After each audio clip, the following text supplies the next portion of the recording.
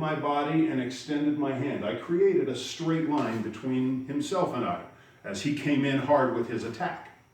He fell away, turned back around, and I looked at him and said, "Whoa, has your nose always looked like that?" And he went to the mirror and said, "Oh," because it was like a half-inch off center. He had run into my hand. I didn't put power in my technique and just really slam in, right? I didn't hit him. I simply put my hand out as a stop, saying no. His momentum ran into it, hit him at the right angle, nose broke. Happy ending, I popped it back in place. He went, had it checked at the hospital, they put tape on it, it was fine. Clean fracture, clean replacement, everything was good. But the straight line defeated the circle. Just like in boxing, if somebody's coming in with a haymaker and you have a good jab, you stop them in their tracks. I just watched the old Victor Belfort, Tank Abbott UFC fight. Belfort, boom, straight in punches, and Tank is a swinger. So straight line beats a circle. Circle also beats a straight line. So if someone's coming in linearly at you, and you can angle and come around like a boxer would slip and hook, right? Or if a kick's coming in a straight line, and I can move to the side and circular kick his leg out from under him, the circle beats a straight line. You'll see this in weapons particularly. A bow staff coming in overhead, countered with a straight poke from the staff. So the straight line beats a circle, or as the attacker with the bow comes in straight, I might move off in a circular motion to effect my counter. So straight line beats a circle, circle beats a straight line. Look for that in your kata and your yakusoku. That's a general concept. Concept 2, once someone grabs you, you are in control. It's the same concept as playing chess, where he moves his piece and takes his hand off the piece. You get to move now. In fighting, once they have grabbed you, they're not taking their hands off the piece, but they have committed to the movement. It's now your turn to respond. Now in wrestling, this is why we taught, when I was coaching, we taught chain wrestling, which means I don't just shoot a single leg and stop. I shoot a single leg, take it into a takedown, turn it into a pinning combination. I have pre-planned a sequence of movements and variations off those movements in case he counters. But most attacks, streetwise, are not really forward thinking. I'm just going to say that. If they're dumb enough to attack somebody in a random anger fit, they're probably not thinking logically of the next thing and the next thing. Now they will grab you and shake you or pick you up in a bear hug and throw you.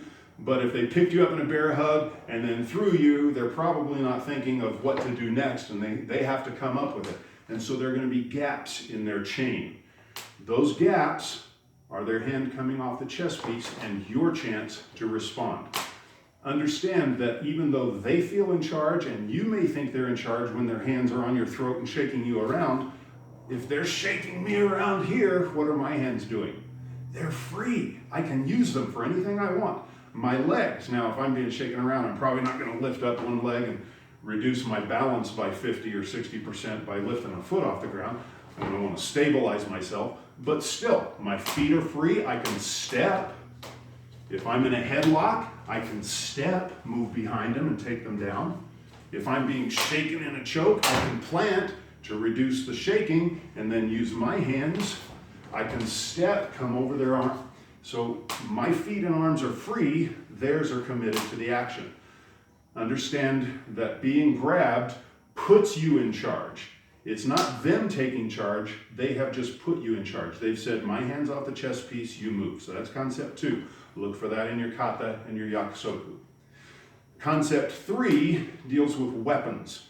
Weapons have to do with range, and just like a kick is longer than a punch, which we discussed last week in yakusoku, a sword reaches farther. A bow staff reaches farther than a sword. A gun reaches farther than a bow staff.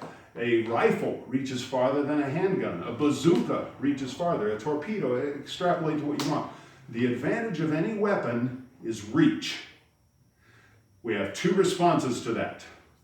Get outside and beyond the reach, or get inside the range of the weapon. It's a great scene, and I think it was Hunt for Red October, where a torpedo's fired, and torpedoes are set to arm at a certain range. Torpedoes fired, and rather than dodging or trying to move out of the way, the sub-commander goes toward the torpedo, and it hits the torpedo before it's armed and just kind of plinks. If somebody's punching, and they expect their power to be out at this range, but you step in here and interrupt the punch when it's here, it's going to have far less power. So if we can get inside the arc of the weapon, the range of the power, even with a knife, which as far as self-defense I consider the most deadly because it requires the least skill and can damage you, if you can limit the damage to non-lethal chest muscle, outside of the back of the arm, bone defended, where you're not hitting arteries and dangerous places, if you can restrict where you get cut, and I can get inside the range of that knife and restrict your ability to move that knife, now I'm inside that range. If I've trained properly, my hands, elbows, fists, chokes, grabs, eye gouges are going to be just as lethal, potentially, as your knife. That said, somebody has a knife and you see it, get out of Dodge.